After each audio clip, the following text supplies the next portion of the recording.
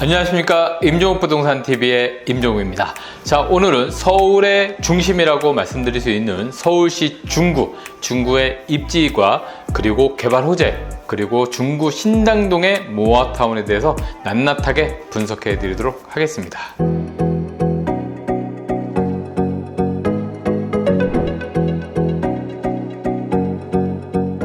중구 입지 분석입니다. 자, 중구는 서울시 25개구 중에 가장 중심에 붙어 있다라고 보시면 되겠는데요. 과거에는 우리가 강남 개발 전에는 이 중구가 이 서울의 중심이었다라고 보실 수 있겠습니다. 그렇기 때문에 중구다 이렇게 보시면 되겠고요. 자, 중구에는 지금 보시는 것처럼 명동이라든가 을지로 이런 곳들이 전부 다 상업지역으로 이루어져 있습니다. 그렇기 때문에 과거에 이 상업지역으로 많은 발전과 그리고 상업시설들이 중심이었다라고 보실 수 있겠는데, 자, 요 주변이 그렇기 때문에 중심지역으로서 업무와 주거가 밀집되어 있는 그런 지역이다라고 보실 수가 있겠습니다. 자, 지하철을 살펴보도록 하겠습니다. 자, 지하철은 2호선 라인과 그리고 또 3호선 라인, 그리고 5호선, 6호선이 지금 지나고 있습니다. 그렇기 때문에 2호선, 4호선, 5호선, 6호선 정말 많은 호선들이 중심으로 각각 움직이고 있기 때문에 교통이 가장 활발한 지역 중에 하나가 바로 중구다라고 보시면 되겠습니다. 자, 중구 같은 경우에는요, 우리가 서울 지역에 3도심 7광역 12지역이라는 서울시 도시기본계에 따라서 3도심인 CBD 바로 중심 빌딩 지역이 되겠습니다. 자, 그리고 강남 GBD 그리고 여의도 YBD 지역의 한 축을 이루고 있기 때문에 이 3도심 주변으로 서울의 부동산이 이렇게 형성되고 뻗어나간다 라고 이해하시면 될 것 같고요. 오늘 서울 도심의 한 지역을 말씀을 드리려고 합니다. 자, 이렇게 서울시 중구 같은 경우에는요, 지금의 입지 여건도 상당히 훌륭하지만 앞으로 좀 더 좋아지는 여러 가지 호재들이 좀 있습니다. 자, 그 중에 하나가 바로 이 GTX 노선이 되겠는데, 자, A노선 서울역도 중구에 위치되어 있죠. 그리고 또 우측으로 가신다면 왕십리도 GTX C 노선이 가기 때문에 어떻게 본다라고 하면 지금의 지하철 여러 호선과 더불어서 이렇게 GTX A 노선과 C 노선이 같이 결합되는 곳이 바로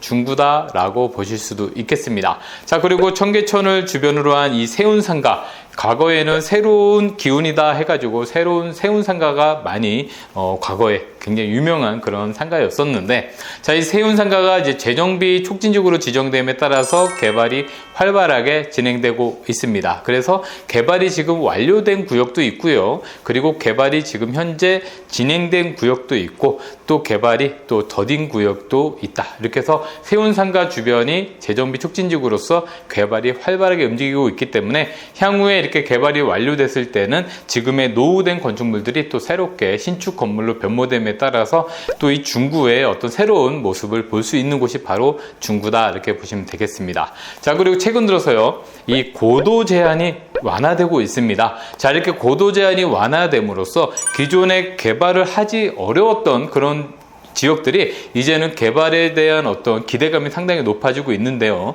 자, 그 중에 중구 회원동이라든가 명동, 그리고 필동, 장충동, 이 다산동 등 이 중구에 포함되는 지역들이 기존 높이보다 2배 이상의 높이가 가능해지기 때문에 기존 상업지역임에도 불구하고 고도 제한이 있어서 개발이 어려웠던 지역들이 이제는 개발에 좀 박차를 가할 수 있는 그런 가능성들이 상당히 높아지고 있다라는 부분이 중구의 어떤 관심이 높아지는 이유이기도 하겠습니다.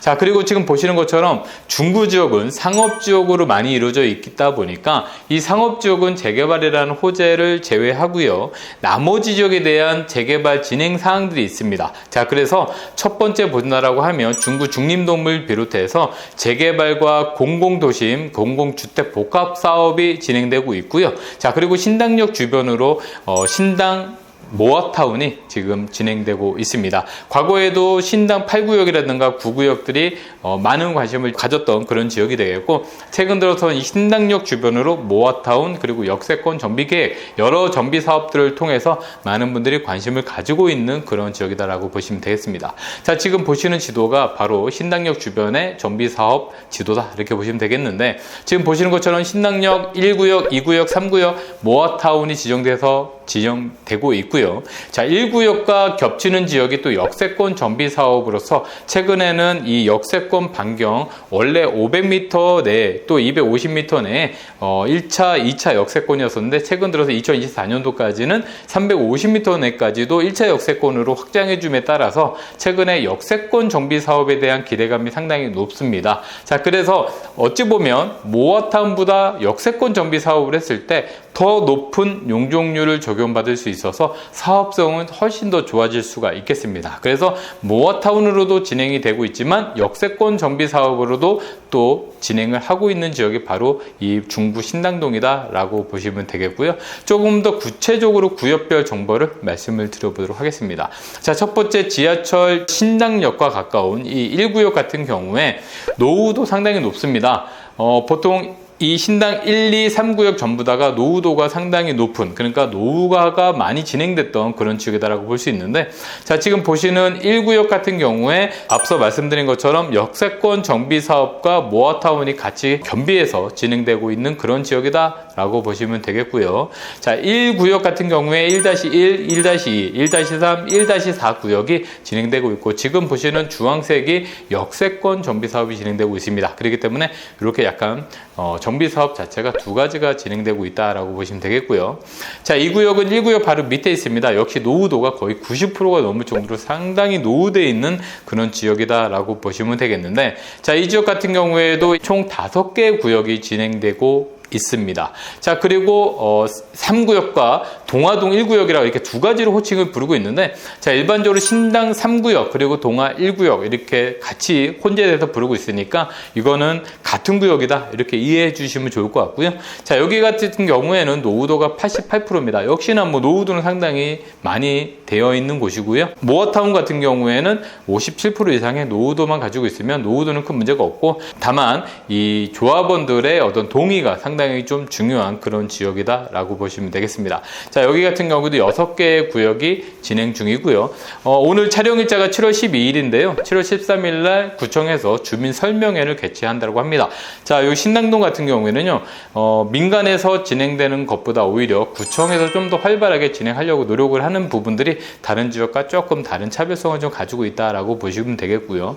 자, 중심에 있지만 지금 보시는 것처럼 상당히 노후된 그런 도심의 지역이다 라고 보시면 되겠습니다.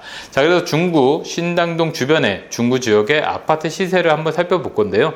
자, 밑에 보시는 부분이 왕십리 뉴타운입니다. 그래서 왕십 뉴타운 센트라스 텐지일 같은 경우에는요 우리가 말한 32평 규모로 봤을 때 대략 15억에서 19억까지 이렇게 10억 중반의 가격을 형성하고 있고요. 나머지 신당동 위주로 되어 있는 지역들, 뭐 신당 레미아 하이베르가 대략 10억 초반, 그리고 신당 KCC 13억에서 14억, 그리고 롯데캐슬 베네치아 같은 경우에는 상당히 좀 지하철역과는 거리가 있지만 약 10억에서 13억 정도의 아파트 가격을 형성하고 있다라고 보시면 되겠습니다. 자, 더불어서 오늘 말씀드리는 중구 신당동 모아타운의 가격을 살펴본다고 하면 대략 가격대는 4억에서 5억대 형성을 하고 있습니다. 여기에 전세가 2억 중반 정도가 소요되기 때문에 실투자 금액은 1억 중반에서 대략 한 2억 정도의 투자 금액이 소요된다라고 보시면 되겠습니다. 자, 이렇게 오늘은 서울의 중심이라고 할 수 있는 중구, 그 중에 신당동 모아타운에 대해서 말씀을 드려봤습니다. 자, 방송을 보시고 좋으셨다면 구독과 좋아요 눌러주시면 감사드리고요. 앞으로 더 많은 지역에 대한 입지여건과 개발 호재, 그리고 모아타운에 대해서 분석해 드리도록 하겠습니다. 시청해 주셔서 감사합니다.